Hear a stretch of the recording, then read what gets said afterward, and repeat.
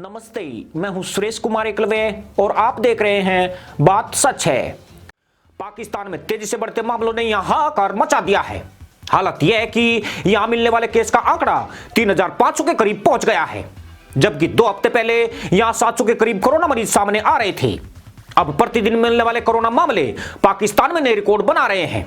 हैरानी की बात यह है कि पाकिस्तान में टेस्टिंग की जांच फिर से धीमी कर दी गई है। बीते 24 घंटे के दौरान 42,904 लोगों की जांच ही की जा सकी, जिनमें 8.15% पॉजिटिव पाए गए। स्थिति यह है कि 2,469 टोपीबाजों की हालत बेहद नाजुक है और वे कभी भी हुरों की खोज में प्रस्थान कर सकते हैं। कोरोना के नए मामले सामने आने के बाद पाकिस्तान में संक्रमितों की संख्या बढ़कर 4,06,810 हो गई है। सितंबर महीने के आखिर तक पाकिस्तान कोरोना से जंग जीतने के दावे करता था।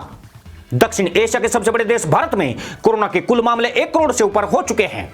बेहद कड़े कदमों के बाद भारत में प्रतिदिन 50,000 के करीब कोरोना मामले आ रहे हैं, परंतु पाकिस्तान में यह संख्या 400-500 तक ही रह गई थी। करीब 22 करोड़ की आबादी और 72 स्वास्थ्य सुविधाओं वाले पाकिस्तान ने झूठी वाई पाने के लिए मदरसा कौम की जान आफत में डाल दी है। जो देश पोलियो, टीबी, हेपेटाइटिस जैसे संक्रामक रोगों के मोर्चे पर विफल रह चुका है, उसने कोरोना को परास्त करने का ऐलान कर दिया था, पर अब उसका भांडा पूरी तरह फूट चुका है और यह मचा हाहाकार उसके हाथ पांव फुला रहा है। पिछले हफ्ते जब भारत समेत कई देशों में कोरोना वैक्सीन की सफलता की खबरें आई, तब पाकिस्तान को भी उम्मीद जगी थी। रूस, यूके और यूएसए की वैक्सीन में सबसे सस्ती वैक्सीन भारत द्वारा बनाने की खबरें आई है। इसमें विशेष बात यही थी कि भारत की वैक्सीन 2 से 8 डिग्री तापमान में सुरक्षित बताई गई, यानी उसका भंडारण कम खर्चीला और गरीब देशों के लिए मुफीद माना गया। पाकिस्तान बैकडोर डिप्लोमेसी के माध्यम से भारत से लगातार संपर्क में रहा है। उसकी निगाहें भी भारत बायोटेक और सीरम इंस्टीट्यूट की तैयार की जा रही वैक्सीन पर टिकी है, मगर भारत द्वारा साफ कर दिया गया है कि वह अपनी वैक्सीन को सबसे पहले अपने मित्र देशों को उपलब्ध कराएगा, जिनमें पाकिस्तान के अलावा सभी सार्क देश शामिल हैं। उसके बाद खाड़ी देशों और यूरोप को वैक्सीन भेजी जाएगी, यानी पाकिस्तान को भारतीय वैक्सीन नहीं मिलने वाली है।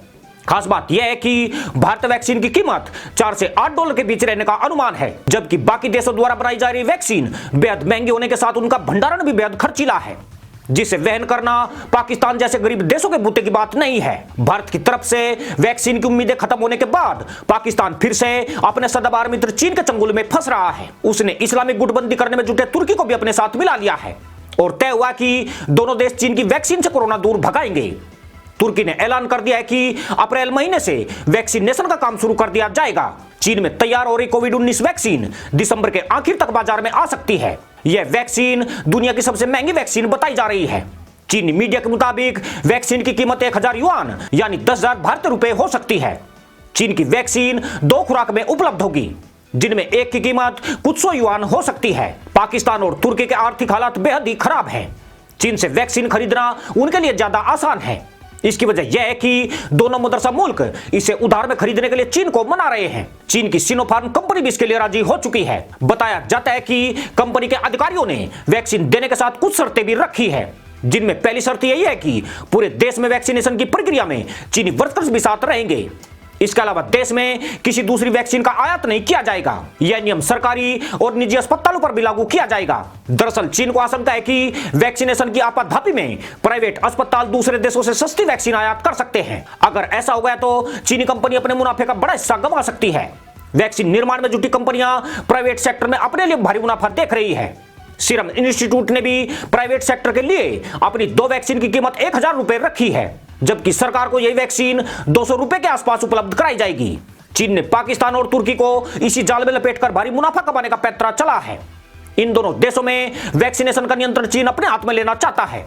सिर्फ इतना ही नहीं, इस अभियान में अपने वर्कर्स को उतारकर उनके लिए रोजगार भी मुहैया कराने का प्लान कर रहा है, क्योंकि वैक्सीनेशन की इस प्रक्रिया में सालों का वक्त लग सकता है। चौंकाने वाली बात यह है कि वैक्सीन बनाने वाली कंपनियां खुद तय नहीं कर पाई है कि वैक्सीन का असर कितने वक्त तक रहेगा, यानी इसकी जरूरत साल दर साल पड़ सकती है। ऐसे में चीन के खजाने डॉलर से ठसाठस भरते रहेंगे और उसके लोगों को रोजगार के बढ़िया अवसर भी मिल जाएंगे। पिछले महीनों में जब पाकिस्तान ने कोरोना नियंत्रण के फार्मूले से अपने देश में केसों की संख्या कम करके दिखाई थी, तब इसके पीछे चीन का ही दिमाग माना गया था। इमरान उस वक्त फूलकर चंगेज खां बन गए थे और दुनिया से अपनी पीठ थपथपाने के लिए सलवार फाड़े जाते थे, पर अब चीन द्वारा सिखाई गई चालाकी उसके गले की फांस बन गई है।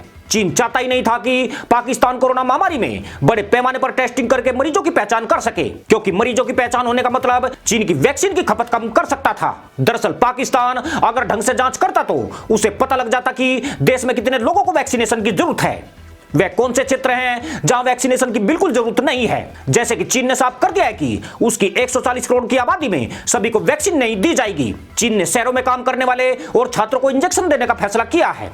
जो लोग तुलनात्मक तौर पर कम आबादी वाले ग्रामीण इलाकों में रहते हैं उन्हें इंजेक्शन नहीं दिया जाएगा। मगर पाकिस्तान ने जो गड़बड़झाला किया उसने उसके आंकड़े बिगाड़ दिए हैं।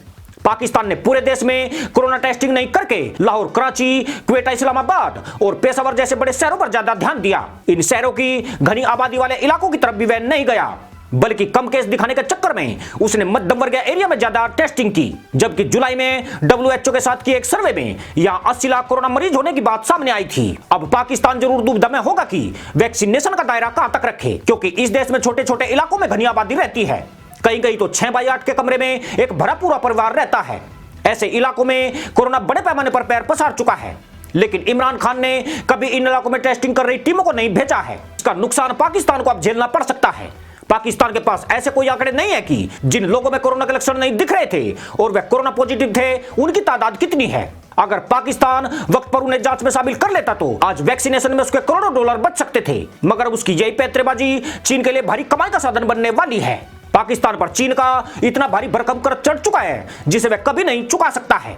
अब चीन की महंगी वैक्सीन के आयात से उसकी रही सही जमीन भी खिसक जाएगी, क्योंकि वैक्सीनेशन का मतलब सदैव के लिए कोरोना से मुक्ति नहीं है। यह हर साल या 2 साल के बाद लगातार लगवानी पड़ सकती है।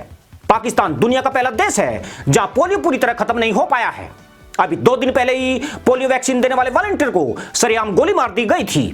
अगर किसी मदरसे के मौलाना ने चीनी वैक्सीन पर कोई उल्टी सीधी अफवाह फैला दी तो इस धर्मांध और जाहिल देश की हालत और भी खराब हो सकती है, क्योंकि यह मुल्क तशरीफ उठाने गिराने के पीछे किसी मैग्नेट की बड़ी भूमिका मानता है।